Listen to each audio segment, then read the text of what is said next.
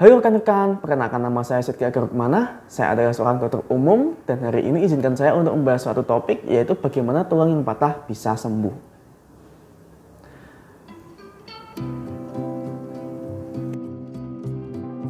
Di Indonesia ada sekitar 1,3 juta kasus patah tulang setiap tahunnya. Dan itu yang terbesar di seluruh Asia Tenggara. Penyebab patah tulang tersering yaitu adalah kecelakaan kendaraan bermotor, kemudian jatuh, dan juga cedera saat olahraga. Jika misalkan seseorang bisa mengalami patah tulang, itu menyebabkan suatu gangguan fungsi sehari-hari yang cukup signifikan karena mungkin tidak bisa menggerakkan salah satu anggota gerak badannya. Kemudian juga nyeri pastinya saat proses penyembuhan patah tulangnya itu. Patah tulang itu akan menjalani suatu proses penyembuhan yang cukup lama. Tetapi bagaimana proses penyembuhannya, berapa lama proses penyembuhannya, dan juga apakah setiap tulang itu penyembuhannya berbeda-beda. Kita harus tahu dulu sebenarnya tulang itu untuk apa fungsinya. Jadi tulang itu adalah suatu organ yang kokoh yang terdiri dari suatu sel-sel bernama osteosit, di mana sel-sel osteosit ini akan membentuk suatu jejaring-jejaring yang padat. Semakin padat jejaringnya, maka akan semakin kokoh tulangnya. Nah, selain sel-sel osteosit ini, tulang juga diperkuat oleh kalsium, dan juga di dalam tulang itu ada sel-sel khusus lainnya bernamakan osteoblas dan osteoklas. Fungsinya untuk apa? Osteoblas itu berfungsi untuk membuat sel-sel tulang baru, sementara osteoklas itu fungsinya untuk membersihkan tulang-tulang yang sudah rapuh atau sudah mati. Nah,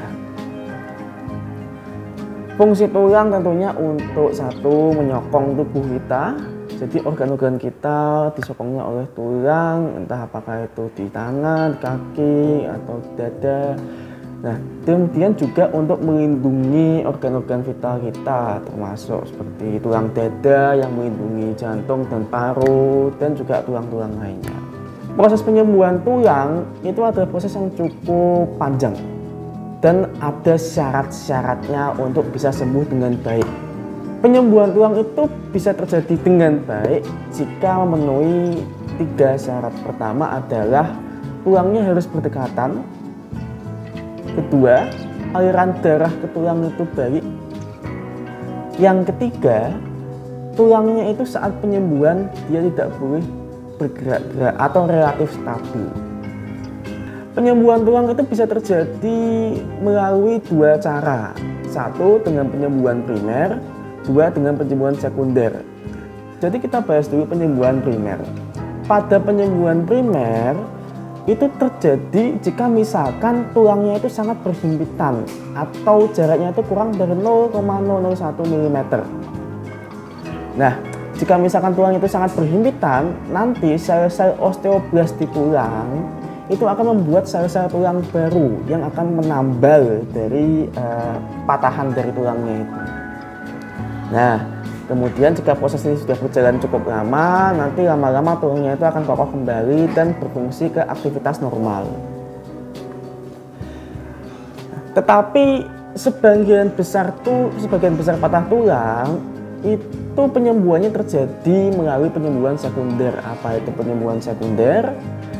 Penyembuhan sekunder itu intinya terjadi jika misalkan tulangnya itu tidak terlalu berdekatan, mungkin ada jarak berapa milimeter, mungkin beberapa senti di antara kedua tulang itu. Nah, apa saja yang terjadi pada penyembuhan sekunder?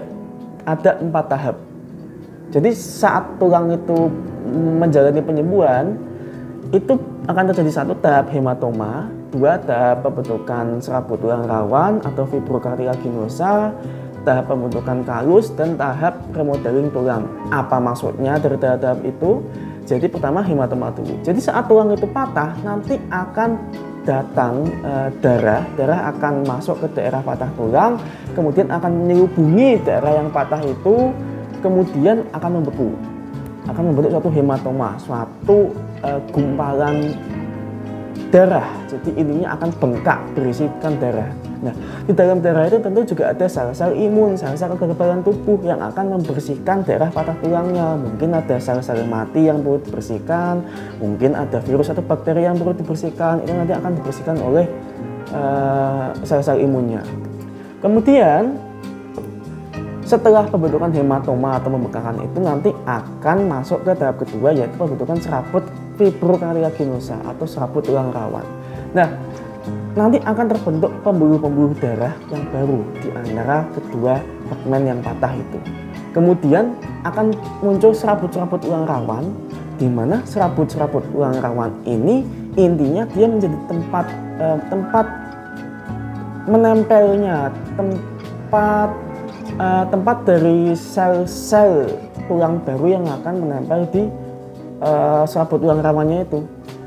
Jadi nanti ceritanya akan ada stem cell mesenkimal. Dia tuh fungsinya untuk membuat berbagai macam sel-sel baru. Nah, dia akan menempel pada serabut-serabut tulang rawannya itu. Jadi sebagai pondasinya, anggap saja seperti itu. Nah, saat sudah terbentuk serabut-serabutnya, maka akan masuk ke tahap ketiga, yaitu pembentukan kalus. Kalus itu bagaikan suatu tulang yang primitif. Dia masih dalam bentuk tulang rawan yang masih lembek. Nah, kalus itu terbentuknya dia itu masih bisa dibagi menjadi dua tahap. Satu, kalus yang soft, kedua kalus yang hard atau kalus yang lembek dan yang keras. Jadi pertama-tama akan terbentuk tulang baru yang masih primitif bentuknya. Kemudian lama-lama dia akan mengeras membentuk suatu kalus itu.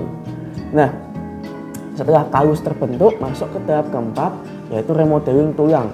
Kalus yang sudah terbentuk nanti dia akan dibenarkan strukturnya, diremodel agar menyesuaikan dengan fragmen tulang yang patah sebelumnya. Jadi akan menyesuaikan dengan misalkan yang patah itu adalah tulang lengan atas, maka kalusnya itu akan dibentuk, akan dimodel sesuai dengan tulang lengan atas itu. Dan kemudian nanti akan mirip seperti atau menyerupai tulang lengan atas dan bisa fungsinya itu sama seperti tulang yang patah sebelumnya. Nah, itulah bagaimana tulang itu bisa sembuh dari patah menyambung kembali. Nah, proses dari penyembuhan ini itu membutuhkan waktu sekitar sebagian besar 6-8 minggu jika misalkan persyaratannya terpenuhi dengan baik.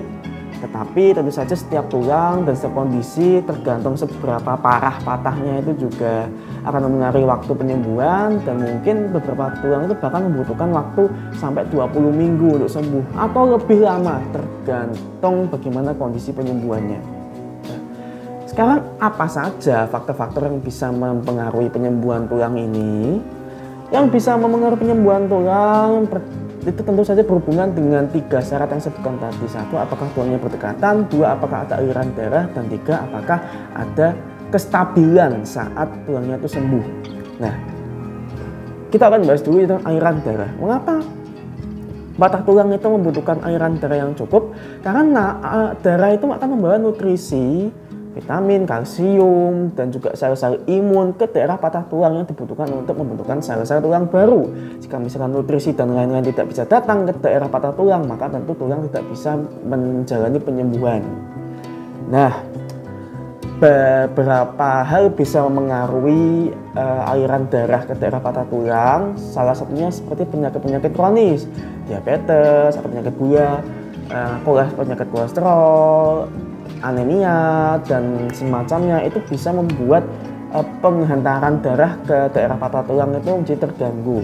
Kebiasaan buruk seperti merokok itu juga bisa mengganggu aliran darah ke daerah patah tulang, dan juga penyakit-penyakit yang parah seperti kanker, gangguan imun, dan lain-lain. Nah, kemudian untuk faktor kedua yaitu tentang kestabilan saat penyembuhan. Jadi bayangkan begini, saat tulang itu melakukan penyembuhan, itu bagaikan kita coba untuk mengelem 2 benda dengan suatu lem. Nah, jika kita ingin mengelem 2 benda, itu kan kita harus menunggu lemnya itu untuk keras, untuk mengeras. Jika kita gerakkan bendanya sebelum lemnya mengeras, maka kan akan copot. Nah, sama halnya dengan tulang. Sebelum hematoma, pembentukan serabut tulang rawan, kemudian kalus, dan remodelingnya selesai, jika kita gerak-gerakkan, maka prosesnya akan gagal. Harus diulang kembali. Seperti kita benda lemnya belum kering, belum keras, kemudian kita copot lagi, ya tulang yang tidak stabil itu seperti itu. Sebelum sembuh, gerak-gerakkan, maka harus mengulangi proses penyembuhan dari awal lagi. Itulah pentingnya mengapa tulang tidak boleh bergerak atau geraknya minimal saat proses penyembuhan. Jika misalkan proses penyembuhannya itu tidak baik, maka juga akan menyebabkan penyembuhannya atau tulangnya bentuknya tidak bagus juga. Proses penyembuhan yang tidak baik akan berujung menjadi salah satu dari 3 hal. 1, bisa saja tulangnya itu penyembuhannya lama, disebut delayed union. 2, bisa saja tulangnya itu dia menyambung tetapi penyambungannya tidak bagus. Misalkan tulangnya itu dia terlalu pendek nyambungnya, terlalu panjang nyambungnya, atau bengkok nyambungnya, posisinya tidak baik. Intinya itu disebut dengan malunion. Jadi fungsi normal tulangnya pun juga tidak akan terlalu tercapai karena dia bentuknya tidak bagus.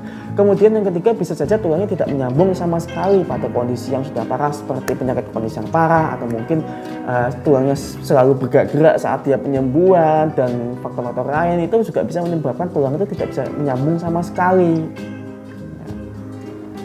Sekarang bagaimana cara-cara agar kita bisa mencegah agar penyembuhan tulang itu tidak parah atau tidak buruk? Ya tentu saja yang pertama harus kita lakukan adalah konsultasi ke dokter. Nah, karena hanya dokter yang bisa menentukan bagaimana penyembuhan yang paling terbaik untuk suatu tulang yang patah. Jika misalkan kita ingin mencapai penyembuhan tulang yang baik, umumnya ada tindakan-tindakan medis yang bisa dilakukan. Tindakannya bisa non-operasi atau dengan operasi. Nah, gini, prinsip dari tindakan medis untuk menyembuhkan tulang adalah 1, mengembalikan posisi tulang menjadi normal kembali. Jadi misalnya di bengkok harus dikembalikan menjadi lurus lagi, atau misalnya terlalu pendek harus disesuaikan panjangnya, dan lain-lain seperti itu. Intinya mengembalikan posisi tulang ke yang normal lagi. Kemudian yang kedua adalah tindakan medisnya harus memastikan agar tulangnya itu tidak bergerak-gerak saat proses penyembuhan itu, yaitu selama minimal 2 atau 3 bulan itu. Nah, caranya tadi ya tentu bisa dengan yang pertama non-operasi. Misalkan tulang yang patah adalah tulang lengan bawah atau lengan atas, itu bisa kita lakukan gips, atau misalkan dengan cara-cara lain, dengan splint, dengan arm sling, tergantung seberapa parah patahnya dan berapa banyak fragmennya, dan juga tulang mana yang patah, dan juga tentu tergantung kondisi-kondisi lain dari pasien. Nah, itu semua hanya bisa dokter menentukan. Jadi sekali lagi konsultasikan kepada dokter.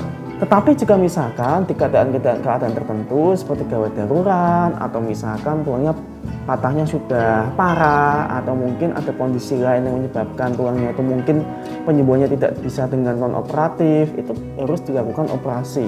Operasi itu bisa berbagai macam, intinya dibuka bagian yang patah, kemudian akan dipasangkan suatu alat untuk menyambungkan 2 tulang yang patah itu. Yang pertama contoh bisa dengan pen. Pen itu intinya dia ada suatu plat besi yang menghubungkan antara 2 tulang yang patah. Kemudian bisa juga dengan skru atau dengan baut, itu sama, intinya dia menyambungkan 2 tulang dengan baut. Kemudian bisa juga dengan menggunakan suatu besi panjang yang dimasukkan ke dalam tulangnya untuk misalkan patah tulang yang parah di bagian tulang paha. Tapi tentu saja metodenya apa yang diperlukan ya semua hanya dokter bedah tulang yang tahu. Sekarang kapan kita harus ke dokter? Apakah semua patah tulang itu harus dikonsultasikan ke dokter? Ya tentu semua patah tulang harus dikonsultasikan ke dokter tulang. Mengapa? Karena jika penanganannya tidak benar, nanti ujungnya penyembuhannya tidak baik dan fungsi tulangnya itu juga tidak akan baik, atau akan menimbulkan berbagai macam komplikasi, apakah itu infeksi, nyeri, atau lain-lainnya. Nah, intinya semua curiga patah tulang, jika kita ada curiga patah tulang harus segera dibawakan ke dokter. Nah, jadi apa saja tanda-tanda kecurigaan patah tulang? Nah, pertama, jika misalkan jelas-jelas ada suatu anggota gerak yang kelihatan bentuknya tidak normal, apakah itu bengkok, apakah itu terlalu pendek, apakah itu mungkin intinya bentuk yang aneh, itu harus segera dikonsultasikan ke dokter. Kemudian misalkan jelas-jelas tulangnya kelihatan mencuat, misalkan ada suatu luka kemudian kelihatan tulangnya patah, ya itu sudah jelas harus dikonsultasikan ke dokter, malah harus ke IGD jika misalkan sudah lukanya parah. Kemudian jika misalkan kesulitan menggerakkan suatu anggota gerak, ada suatu nyeri yang terpicu oleh suatu gerakan, atau mungkin nyeri-nyeri yang sudah lama cuman terjadi di anggota gerak. Terus mungkin ada benjolan yang keras, yang curiga itu mungkin adalah berasal dari tulang, gitu ya, kita bisa konsultasikan ke dokter. Intinya jika ada suatu gangguan yang signifikan yang berhubungan dengan gerakan atau anggota gerak, itu segera konsultasikanlah ke dokter. Nah, harapannya jika misalkan sudah terdiagnosis dengan tepat dan juga ditangani dengan tepat, tulang itu akan sembuh sesuai dengan waktu yang cepat dan tidak terlalu lama. Kemudian juga bisa kembali ke fungsi yang normal. Tapi tentu penyembuhan tulang itu membutuhkan waktu ya tidak secepat itu, harus sekitar berminggu-minggu, berbulan-bulan, tergantung sekali lagi bagaimana kondisi patah tulangnya. Jadi begitu saja yang bisa saya sampaikan tentang patah tulang. Maaf jika misalkan ada yang kurang, saya harap semua orang yang menonton ini bisa semakin bertambah ilmunya, dan juga siapapun yang sedang menjalani penyembuhan patah tulang itu semakin cepat penyembuhannya dan juga segera kembali ke aktivitas normal dan tidak ada komplikasi apapun. Saya Setia Garukmana, terima kasih dan sampai jumpa di kemudian hari.